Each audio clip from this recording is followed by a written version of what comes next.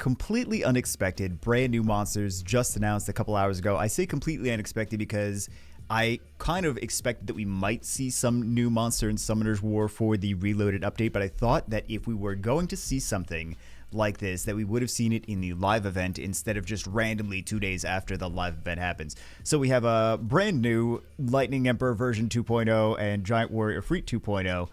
That's sarcasm. I appreciate every new unit coming to the game. This gives me vibes of when the Lightning Emperor and the Giant Warrior were released. There were two units side by side. There was the Lightning guy, and then there was the giant dude with the big muscles. So Lightning guy, giant dude with the big muscles. Although this is different. These are Indian deities. The new monsters, Indra and Asura. Let's take a look at their. If you guys want to see the whole page, we take a look at all that. We'll take a look at their skills. I'm going to zoom in though. So you guys could read along with me a little bit better.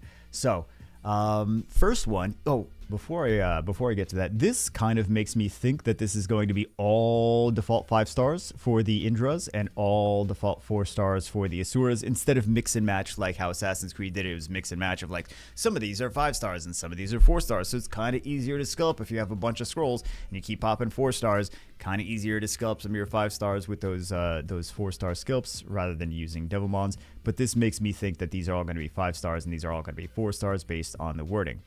Let's take a look at the skills. Wind Indra. Skill 1 Thunder Shot attacks the enemy to decrease attack bar by 30% with a 50% chance. When used during the Thunder state, the attack inflicts additional damage against the enemies of the same attribute as the target with reduced damage. I kind of want them to rephrase this a little bit better so it's a little more clear. He does have a Thunder state. He's kind of like the... I liken this to the Barbaric Kings where they have their Berserk state. It's not the same. It's not a Berserk state, but it is like their own version of that. So keep that in mind when we think about these skills, because the Wind Thunderer falls under the Thunderer state that enhances your skills for 3 turns and instantly gains another turn. In addition, your attack speed increases by 30% up to 150. I'm reading the last skill, if you didn't know. Attack speed increases by 30% up to 150% whenever you use the Wind Thunderer. Once the Thunderer state ends, you become stunned for 1 turn. So this potentially gets really fast.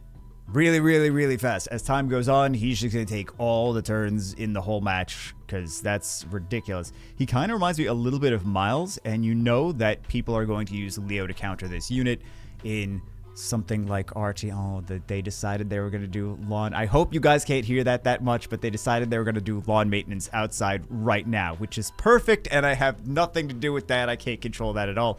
Oh, they got louder. Awesome. While both attacks, all enemies decrease their attack power for 2 turns. This is the second skill. Decrease their attack power for 2 turns with a 70% chance. When used during the Thunder state, leaves a branding effect for 2 turns with a 40% chance.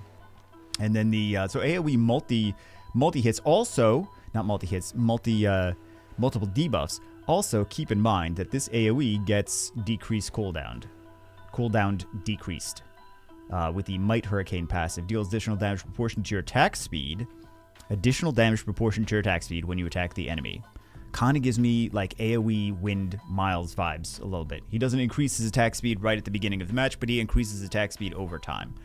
And then does additional damage proportion to attack speed. While under the Thunder state, decreases your skill cooldown by 1 turn if the damage inflicted against the enemy is 30% or above of the target's max HP. Now, the first time you read this, you might think, how am I going to do more damage than their max HP? That would just kill them. It's just 30% or more of their HP. So if the enemy has 10,000 HP, for example, and you do 3,000 plus, then it's going to decrease the skill cooldown. Just FYI. And then, so this is potentially going to be a unit that takes a lot of turns. He's speed based, so Leo's going to be a strong counter to him. Possibly Antares would be a strong counter to him, but he's going to get potentially ridiculous over time. I could see him maybe being the AoE is not the AoE.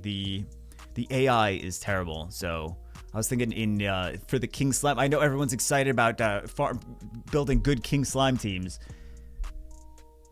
No one's excited about building good King Slime teams. There's plenty of other good units for that, but I was like, he's got plenty of AoEs if he wants to do some crazy AoEs. But yeah, this unit potentially throughout the course of the match gets way crazier the longer time progresses, and he's going to take a lot of turns. So you see this guy picked an RTA against you, you might want to bring out your Leo. That's all I'm saying, because there's like a bunch of stuff based on speed. He's kind of like a mix between the I was gonna say a freak. Now this guy's the mix between the freak, Lightning Emperor and a Sylph for me. Not in his skills, just the fact that he's a lightning deity, and he also is levitating, which the skills this Sylphs do. So then we have the Asura.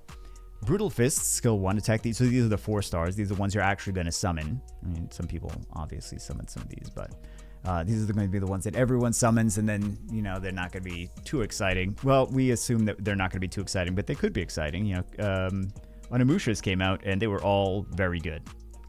So, they were all pretty good. Brutal Fist, skill 1, attacks the enemy 3 times, leaves a branding hit with a 15% chance each. In addition, you attack the enemy 1 more time if your attack power is higher than the enemy target. Okay, so that's potential skill 1, 4 attacks. Not bad. 4 attacks, skill 1. Storm Fist, skill 2, attacks the enemy 3 times, increase your attack bar by 15% each if the attack lands a critical hit. Not that exciting for the first bar. The number of attacks increases up to 6 times according to your attack power. That gets more exciting. So we have 4 hit skill 1, 6 hit skill 2. Mechanics don't necessarily line up with Necropolis specifically, but that's a lot of hits. So we think about this for like something like Dark Rift Beast. We think about this against something like Necropolis. Not going to work exactly the same in Necropolis, but we still do get a lot of hits in Necropolis. And we know in Necropolis, Abyss dungeons are coming out sometimes. I don't remember the exact when they're coming out in terms of like the different seasons, which season is going to be in. We have the information, but whatever. When that happens, this is potentially going to be a good unit for that, or these in general will potentially be good units for that, just based on the amount of times that they hit, which I think Comtuous knows, and that's what they're going for. Concentrate. Also keep in mind that the Violent Gems are going to be dropping from the Dark Rift Beast now, so something like this is going to help you farm the Dark Rift Beast because multi-hits. And then we have the Concentrating passive, gradually increases your attack power whenever you attack the enemy. So it's kind of similar to the Water Onimusha, but the Water Onimusha doesn't increase when he attacks the enemy. The Water Onimusha increases for other conditions. This one, you need to actually attack. However, over time, and we don't know what the cap is here, if it's 100%, if it's 200%, if it's 1,000%, whatever, probably not going to be 1,000%, but it is going to keep stacking over time. And this is kind of like, it's kind of like Destroy Runes. These units they don't destroy HP, but the longer the match goes, the stronger this is. So these are things that are going to be against bruiser teams, stronger over time, because they're going to continue to stack their stats over time. That's what I mean. Or like kind of like the Fire Monkey, kind of like the Water Onimusha. I personally really like those units in bruiser teams, so this is going to be potentially pretty nice. But I think this is mostly, they're considering this for the different changes in Reloaded. I'm excited to see what the different, like, these don't look like bad units. It's like sometimes they come out and you're like, they're kind of duds. These, it's like they attack a lot, but they don't do a crazy amount of stuff when they attack. But over time, they're going to make matches less frustrating. Like 20 turns in, they're going to be like, oh, you're just going to, it's 20 turns in, you have these units, you're basically just going to win at that point. So I also did bring up some Wikipedia pages just in case you guys are curious. You guys are like, nope, I'm done, bye. See you later. Just in case you're curious on some of the backgrounds of these units. So Indra is the king of Devas and Svarga in Hinduism. He is associated with the sky, lightning, weather, thunder, storms, rains, river flows, and war. Indra's powers are similar to Indo-European. This is not from Kanto, this is just Wikipedia, just in case you're curious. But new units, very exciting. I'm more excited for the rest of the stuff in Reloaded.